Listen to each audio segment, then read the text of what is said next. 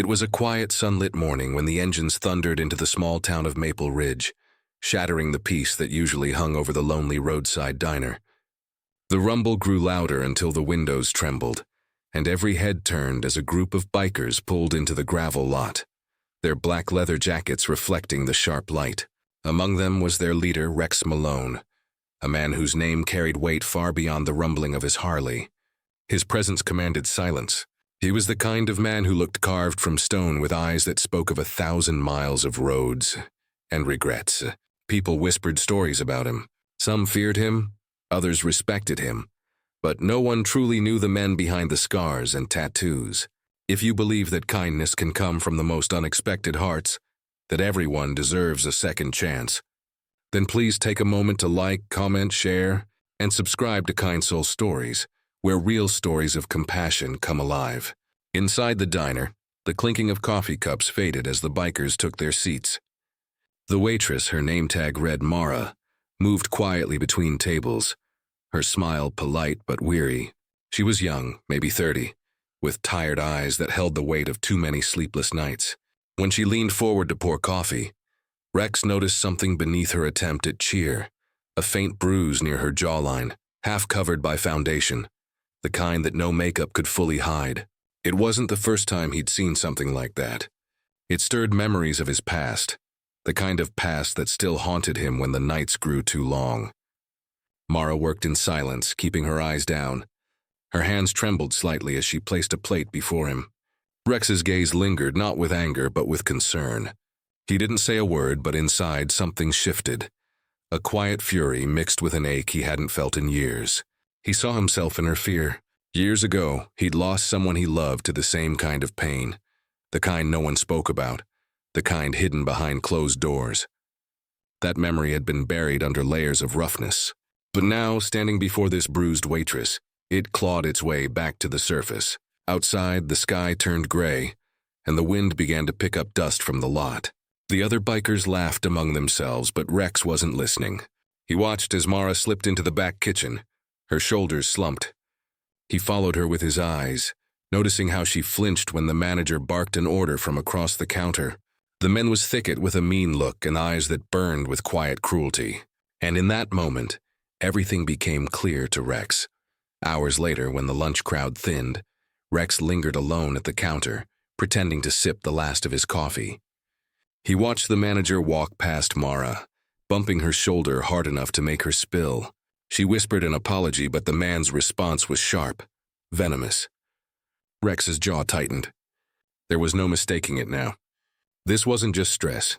It was fear, the kind that traps people in silence. That night, Rex couldn't shake the image of her bruises. He sat in his garage, the neon light flickering across rows of bikes, lost in thought. His brothers from the club came by, joking and loud, but he barely heard them. He kept thinking about how life had once given him a chance to help someone, and how he'd failed. He promised himself never again. The next morning, he made up his mind. When the sun rose, Mara came into work early, her hair tied back neatly, trying once more to hide the mark on her cheek. She was surprised to see the bikers' motorcycles already lined up outside, their chrome catching the morning light. Rex sat at the counter, waiting. When she approached, he asked softly if she was okay. She nodded quickly, too quickly, her smile trembling. But then, before she could turn away, he spoke again, not in anger, not in pity, but with a quiet firmness that told her he saw what others ignored. And in that silence, she broke. Tears welled up, spilling before she could stop them. The manager stormed out from the back, ready to shout, but Rex stood. The room fell still. The bikers behind him straightened, their presence heavy and solid. The manager's tone faltered as Rex walked toward him. Not fast, but with a calm that made the man's arrogance crumble. Rex didn't raise his voice.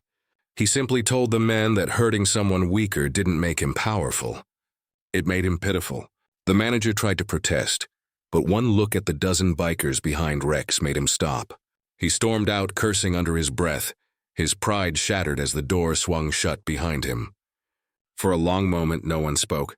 Then Mara turned, her face streaked with tears, and whispered a thank you so faint it barely left her lips. Rex nodded and told her she didn't need to thank anyone, that she just needed to start again, without fear. The diner erupted in quiet murmurs. People who had watched in silence earlier now looked ashamed of their inaction. One old man even stood to clap softly, and slowly others joined until the sound filled the small space like a heartbeat. The story of what happened spread through Maple Ridge by nightfall. The men who had once been feared became a symbol of unexpected kindness. People began to see the bikers differently, less as outlaws and more as protectors. Mara left her job at the diner and found work at a small cafe across town, where the owner treated her with respect. Sometimes Rex would stop by for coffee, not as a savior, but as a friend checking in. Each time she smiled, now it reached her eyes. But the most surprising part wasn't what Rex did that day. It was how it changed him. For years, he'd lived behind walls built from guilt and loss. Helping her broke something open.